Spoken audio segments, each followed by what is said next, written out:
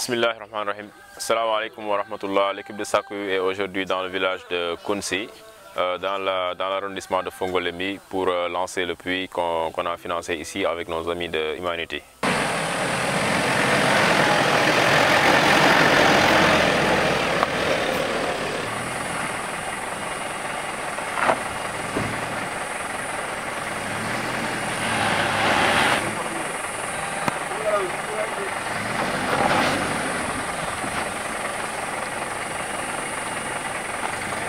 Bon, salam alaikum. Donc on vient ici dans ce village qui s'appelle Kounsi. Kounsi. Donc tu m'as dit tout à l'heure, il y a combien d'habitants à peu près? Il y a 270 habitants. 270 habitants. Et tu m'as dit quelles sont les difficultés principales en fait de ce village? Notre difficulté principale, c'est le problème d'eau, Oui. Problème de santé, Oui. L'école aussi.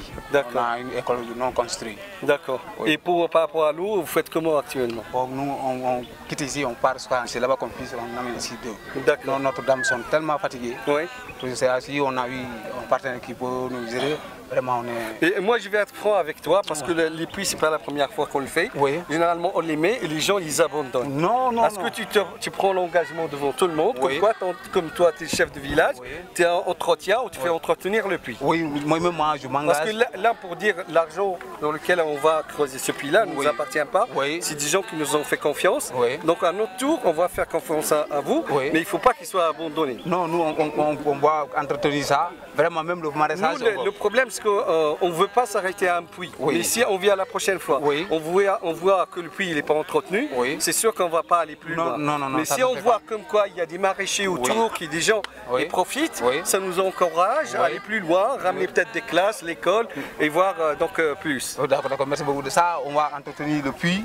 Même le maraîchage, nos dames sont engagées pour faire le maraîchage, Inch'Allah. Je fais confiance pour entretenir ce puits. Ok, merci beaucoup. D'accord. D'accord. Et je vais revenir. Donc alhamdulillah, comme il vient de l'expliquer le frère, on est dans le village de Kounsi. Oui. Donc on a décidé de faire un puits ici, en rapport avec notre partenaire de Humanity qui a financé à 100% le puits. Donc le puits il était prévu pour un village qui est à côté. Heureusement, fort heureusement pour eux, on a trouvé qu'il y a un autre partenaire qui est passé et entre-temps qui a réalisé quelque chose. Donc on a cherché le village le plus proche, mais qui avait aussi des besoins réels à nous. Donc on est là aujourd'hui, alhamdulillah, pour lancer le projet et espérer que d'ici quelques jours, qu'on puisse repasser et trouver que l'eau jaillit pour le bonheur des populations. Bénévole ou volontaire qui cherche de l'eau? Oui, et nous avons des bidons de mon commun.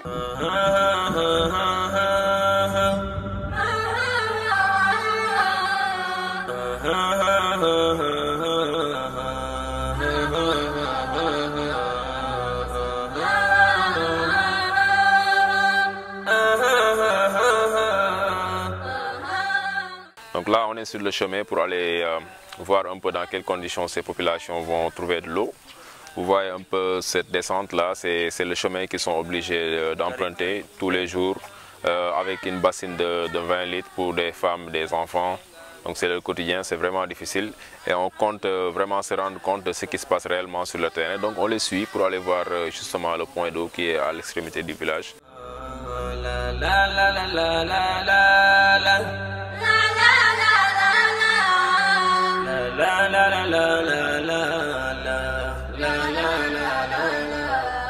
Santula warna jambi alhamdulillah suñu tollu di la ñaan rabbi alhamdulillah santula warna jambi. On est là dans le point d'eau où les populations s'approvisionnent en eau. C'est de l'eau stagnante, hein. C'est de l'eau qui est là, sous les roches. C'est ça, c'est cette eau-là qu'ils puisent et c'est ça qu'ils utilisent pour la boisson, pour les ablutions, ainsi de suite. Et c'est à quelques moins d'1 kilomètre du village. Ils sont obligés ensuite de remonter la pente pour amener les eaux dans les maisons. Voilà, c'est la situation qui sévit ici dans le village de Kounsi. D'habitude, c'est cette eau qu'on boit, nous. Elle est minéralisée. Mais les villageois ici, en fait, ils boivent cette eau-là. Donc, ils viennent de la chercher. Ici, on est en plein Jagle. Donc, c'est une source, en fait, qui est ici loin du village. Donc, je ne sais pas si elle est buvable, mais on va faire le test.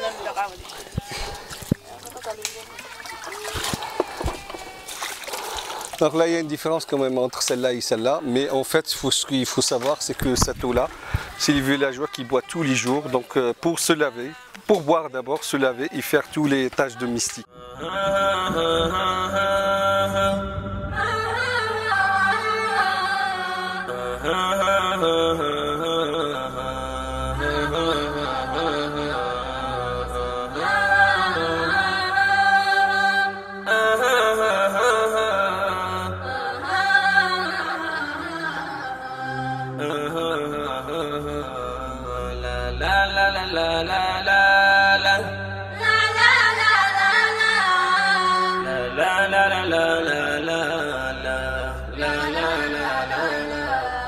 Santula warna jambi alhamdulillah suñu tollu di la ñaan rabbi alhamdulillah santula warna jambi alhamdulillah.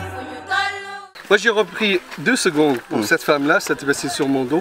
Voilà, je suis déjà trempé. J'arrive même pas à marcher.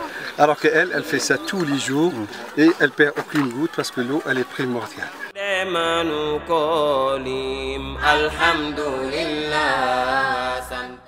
C'est le centre.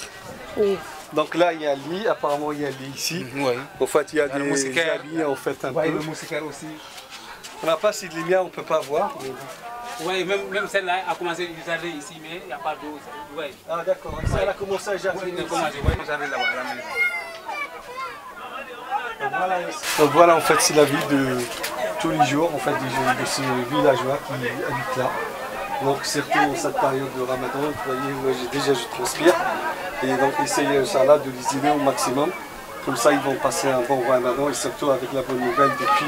Vous n'allez pas galérer à chercher de l'eau. On est très contents. Allez, voilà. Merci beaucoup. Rabbi hamdulillah.